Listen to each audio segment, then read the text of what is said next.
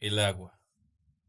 Todos sabemos que es el líquido de la vida, pero ¿cómo es que después de tanto tiempo aún no sabemos su verdadero valor? La región amazónica. Sin duda esta es una de las regiones más desconocidas del país, lo que ha provocado que múltiples estereotipos, mitos y desinformación corran alrededor de él. Una de ellas es sobre la conexión de los pueblos indígenas con la naturaleza y con el agua misma. Y siendo la región amazónica uno de los lugares con más abundancia en especies de agua dulce, logramos encontrar la respuesta a nuestras dudas.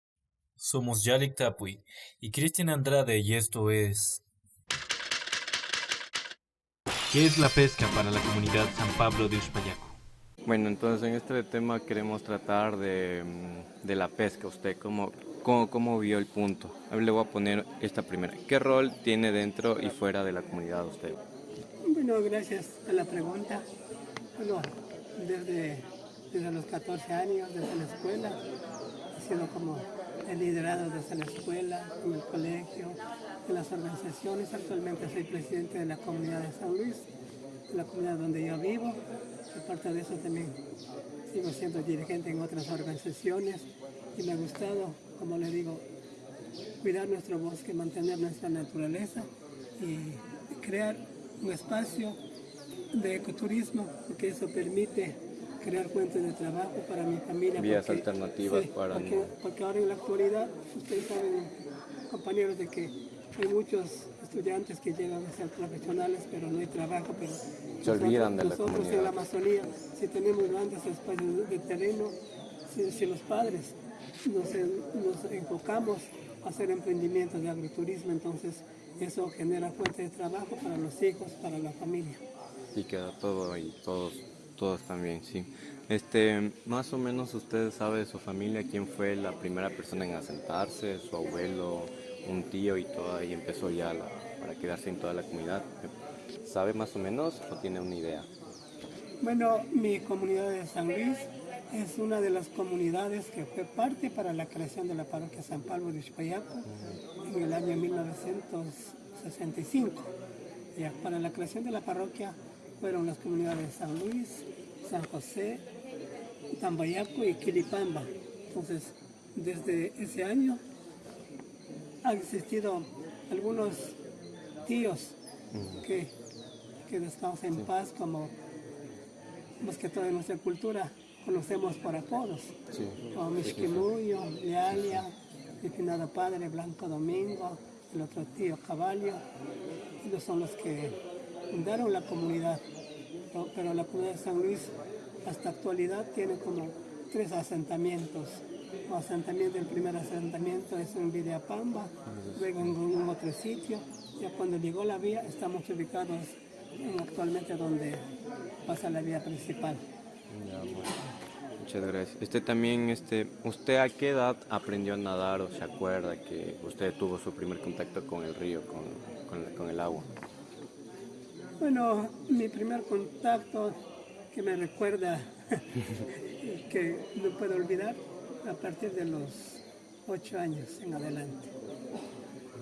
Este, o sea, puede responderme esto, o sea, ¿quién le enseñó a pescar y qué herramientas utilizaba para la pesca, ya sea atarraya, puede ser el mismo barbasco o los chuzos para cuando vas a ver las carachamas o lo que sea?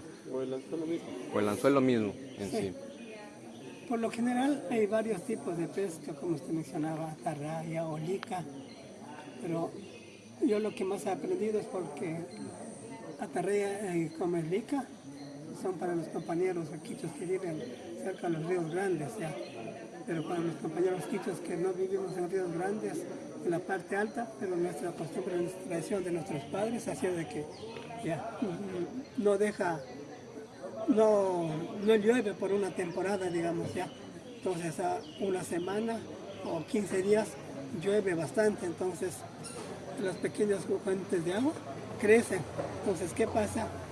De las quebraditas más grandes, los peces suben en busca de alimento. Entonces, ahí mi finado padre, mi madre lo construían como es el guami, ¿ya?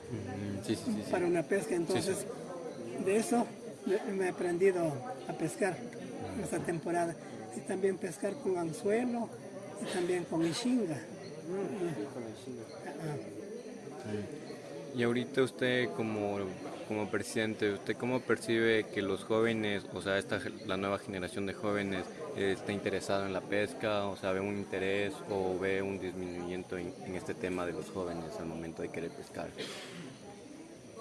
Bueno, en la actualidad los jóvenes son pocos que se dedican a la pesca, pero la gran mayor parte de los jóvenes, usted sabe que van haciendo sus centros poblados, la gente de hoy lo que se dedica es más al deporte, al internet, entonces son pocos los jóvenes, los hijos. Un ejemplo, si un padre de familia tiene 3 o 4 hijos, 1 o 2 son los que se dedican a las actividades cotidianas de los ancestros. ¿Usted podría decir que son los mayores o los menores? ¿Cómo le percibe usted en ese caso que me pone de los 4 hijos? ¿Son los mayores o son los menores los que se interesan en el momento de la pesca o es dependiendo? Es dependiendo de la edad, pueden ser mayores o los menores. O en todo caso, yo de los 7 hijos que tengo 11 nietos. De los 11 nietos, son 3 nietos que se dedican, que les gusta la actividad que les hago yo. También, ¿cómo usted ve la conexión? ¿Cómo su comunidad utiliza el agua? O sea, ya sea para bañarse, para cocinar, o sea, para hacer jugo, chicha, todo eso. ¿Cómo utiliza la comunidad el agua? Bueno, hay algunas comunidades que tienen agua potable. En el caso de mi comunidad, es solamente agua entubada que viene a través de una manguera. ¿Ya? Pero muchas veces es sugerencia del Ministerio de Salud, pero nuestra costumbre ancestral es que muchas veces someternos a ese camino, que muchos dicen que no, que hay que calentar el agua, hay que hervir el agua, pero para nuestra costumbre, cuando calentamos el agua, no es lo mismo, pierde el sabor. Entonces, lo que seguimos consumiendo es, como mi finado padre decía, nosotros hemos vivido con el agua que siempre hemos tomado. Somos los que más años vivimos y menos enfermedades. Menos enfermedades.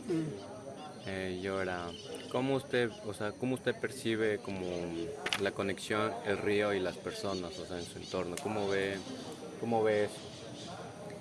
Bueno, la conexión entre el río y las personas es una parte de nuestra convivencia, de que el río nos permite tener agua para que nuestro medio ambiente viva en su entorno. Y es importante, todos los que habitamos cerca de los ríos, cuidar su entorno para que nuestros ríos sean limpios y sanos. Y usted usted siente esta conexión con el río, o sea, ya sea que el río le llame o usted necesita del río, o sea, puedo preguntarle esto, o sea, su interpretación personal, cómo usted siente o percibe esa conexión que tiene con el río, qué siente, o sea, qué le transmite el río y usted también qué le transmite al río. Por ejemplo, la conexión o la conectividad que uno se puede tener, al menos el río Lin, que atraviesa varias comunidades, igual de mi comunidad llega hasta el río ya. La conectividad que tenemos con el río Lin, lo primero es que el río es muy frío, entonces no es malo irse a bañar en el mes 1 vez o 2 veces, ya, también es un medio de sanación. Y también, si nos atrae el río es porque también tiene pesca, tanto para echamos peces, entonces hay tiempo que decimos ya, nos cansamos de comer carne o pollo, ya queremos comer un pescadito del río, entonces. Carachama, Sí, Boca Chico, lo que estamos sea. para Sí. También algo más que bueno, son 2 preguntas más.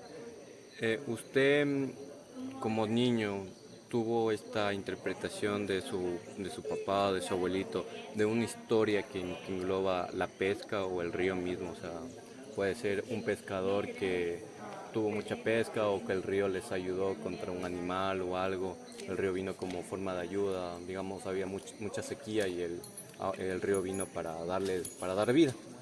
¿Sabes? ¿Podría más o menos decirnos cuál fue esa historia que le contaron? O usted mismo que haya pasado? Bueno, una de las historias de tantas que han contado mis padres, al menos del río Lingia.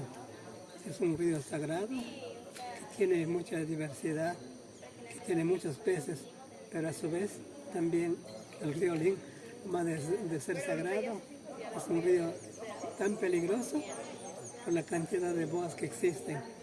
Por eso en Quichua ellos lo llamaban como machaco y yaco, o sea, porque había bastante Sí. boas. Ajá. Entonces, como una parte de esas leyendas, tradiciones, bueno, mi padre me ha contado una historia sobre el río Lin. ¿Ya? Una ocasión mi padre se iba al río a la pesca, ya como a la 1 de la tarde. Entonces llegó al río y al frente había una piedra grande. Entonces llega y lo echa la mirada hacia abajo y cuando echa la mirada al otro lado, Ya. dice que en esa piedra estaba una gringa bañando a un bebé. Entonces él quedaba asombrado diciendo, ¿de dónde? Porque Aquí, en ¿quién ese va a entrar? entonces no había ni americanos que llegaban. Entonces él sorprendido queda pensando, ¿qué es lo que estoy viendo? Piensa en Dios, mira arriba, otra vez abajo, y cuando otra vez vuelve a ver, esa gringuita que estaba haciendo bañar, que se convirtió en una boa, se saltó al río y se perdió. Estaba el rey. O sea, y esto interpreta usted como que la boa le quería casar a su papá, o sea, le atraía para que ella le Sí, devore. uno de los tantos casos, como usted decía, que a veces la boa atrae a la gente. Ya. Una ocasión, a la edad de 22, 23 años, cuando yo tenía el primer hijo, ya, yo salía a la pesca. En toda mi vida, con anzuelo, nunca había pescado un sábalo o caña que se llama ya. Ya, sí, sí, sí. Entonces, salió una ocasión porque había unos gusanos tan grandes, entonces me sugirieron de que con ese gusano es buena la pesca. Entonces me voy al río y de un solo sitio, no en menos de 25 minutos, ya tenía 6 peces. Jalaba y guardaba, jalaba y guardaba. Entonces, ¿qué pasa? Cuando tú pescas y estás emocionado, que quieres ir otra vez, entonces mi esposa Elena decía, no te vayas, algo te están haciendo, pero cuando tú pescas, me emocioné. A la noche siguiente salí otra vez, pesqué 3 más. Ya. Y a la tercera noche igual, salí de nuevo y pesqué 1. En total, en 3 noches había pescado como 10. Ya. Entonces, ¿qué pasa? A la noche siguiente, mi finado padre era Chamán. un curandero, ya chamán, ya. Él estaba tomando ayahuasca. Entonces me hace llamar, me dice, mi padre era padrino de mi hijo, entonces dice, compadre, venga para hacer limpiar. A mí nunca me gustaban las limpiezas, entonces mi esposa dice, no, dice, parece que algo te está pasando y por eso solo quieres ir al río. Y obligado me lleva a hacer limpiar. Y luego de la limpieza, mi padre me dice, ¿verdad, hijo? Dice, desde aquí, mientras yo no limpie, yo no autorice, no tiras al río, porque en la cuarta que te ibas, la boa te pescaba. Lo que te estaba haciendo es regalando. Porque igual mi cuñado padre siempre él ha dicho de que el río Lin, que después de la muerte de él, después de 15 años, volverá a ser peligroso. Porque él decía que mientras él estaba en vida, cuidaba toda la parte. Entonces, para nosotros el río Lin, a pesar de ser peligroso, era como una piscina. Entrábamos, hasta yo solo me iba a la pesca. Entonces digo, después de 15 años volverá a ser peligroso y eso se cumplió. Y cada año eran 2, 3 ahogados. Pero hay mucha gente que dice, no, son ahogados. Pero para nosotros, para nuestra creencia, son las boas. Son las boas que les enrollan desde abajo. Sí, es por eso que ahora en la actualidad hay pocos compañeros, por más verano que sea, no se le ve pescando. Son pocos. Y esta sí es una pregunta como, o sea, ¿cómo evitan la pesca en exceso y cómo ayudan a preservar las especies? O sea, como usted me dice que ahora pescan pocos, pero cuando era seguro el río, me puede decir, ¿cómo evitaban esto de la pesca excesiva y qué métodos utilizaban como que para preservar las especies? O sea, si pescaban a full carachamas, digamos, en un mes cambiaban y se cambiaban a otros tipos de peces y a las carachamas les dejaban como que un ladito, más o menos, ¿sabe eso? Sí, por ejemplo, para cuidar lo más importante es pescar lo que se necesita para la familia. Bueno, hay otros compañeros que pescan para la venta, pero especialmente en nuestra familia lo pescamos, lo que necesitamos para consumir en la familia. Pero ahora en la actualidad he buscado otra metodología, sabiendo que el río es peligroso, entonces hemos hecho unas piscinas, ya, entonces en las piscinas en mi propiedad tengo peces originarios de la Amazonía, ya desde el pez pequeño, como 8 especies de peces, entonces eso me permite con anzuelo, si es que queremos comer pescado, un par de horas ya tenemos para la familia, entonces eso evita muchas veces, claro que irse al río es perder todo el día para una pesca, que muchas veces se regresa vacío a la casa.